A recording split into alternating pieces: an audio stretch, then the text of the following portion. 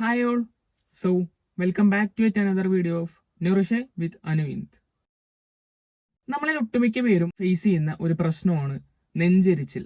എന്തെങ്കിലും പ്രത്യേകിച്ച് ഭക്ഷണങ്ങളൊക്കെ കഴിച്ചു കഴിഞ്ഞാൽ നെഞ്ചെരിച്ചിൽ കൂടുക, എന്നിട്ട് അതുകൊണ്ട് ഭയങ്കര ബുദ്ധിമുട്ട് എന്നൊക്കെ. എന്തിന്റെ ഭാഗമായിട്ടാണ് നെഞ്ചെരിച്ചിൽ ഉണ്ടാവുന്നത്? നമ്മുടെ വയറിലുള്ള ആസിഡുകളെല്ലാം നമ്മുടെ അന്നനാളത്തിലേക്ക് തിരിച്ചു ഒഴുകുമ്പോൾ അതിന്റെ സൈഡായിട്ട് വരുന്ന ഒരു സിംറ്റം, നമ്മൾ ഭക്ഷണമൊക്കെ കഴിച്ച് അപ്പം തന്നെ കിടന്നു കഴിഞ്ഞാൽ ഈ നെഞ്ചെരിച്ചിൽ എന്ന് പറയുന്ന അവസ്ഥ ഒന്നുകൂടെ കൊടുമ്പിരി കൊള്ളുന്നു. സോ ഈ നെഞ്ചെരിച്ചിൽ തടയാനായിട്ട് അല്ലെങ്കിൽ നെഞ്ചെരിച്ചിലിന്റെ ആഴം കുറയ്ക്കാനായിട്ട് നമ്മൾ എന്തൊക്കെ ഭക്ഷണക്രമങ്ങൾ ശ്രദ്ധിക്കണം എന്നാണ് ഇന്ന് പറയാൻ പോകുന്നത്. നമ്മൾ സിട്രസ് ഫ്രൂട്ട്സ് ഒഴിവാക്കുക. സിട്രസ് ഫ്രൂട്ട്സ് എന്ന് പറഞ്ഞാൽ ഈ അസിഡിക് ആയിട്ടുള്ള ഫ്രൂട്ട്സുകൾ, അതായത് നാരങ്ങ, ഓറഞ്ച്, അങ്ങനെ ആസിഡുകൾ അടങ്ങിയിട്ടുള്ള ഭക്ഷണങ്ങൾ നമ്മൾ പൂർണ്ണമായിട്ടും ഒഴിവാക്കുക.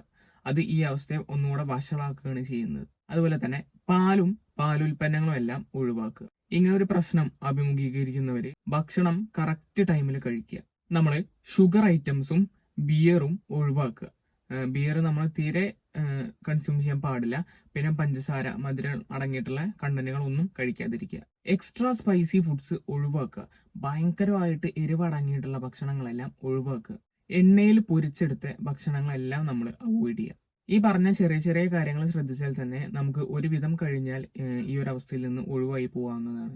ഇനി ഉണ്ടെങ്കിൽ തന്നെ അതിന്റെ ആഴം കുറയ്ക്കാവുന്നതുമാണ്. സോ ഇന്നത്തെ നമ്മുടെ വീഡിയോ വളരെ ചെറിയൊരു വീഡിയോ ആയിരുന്നു.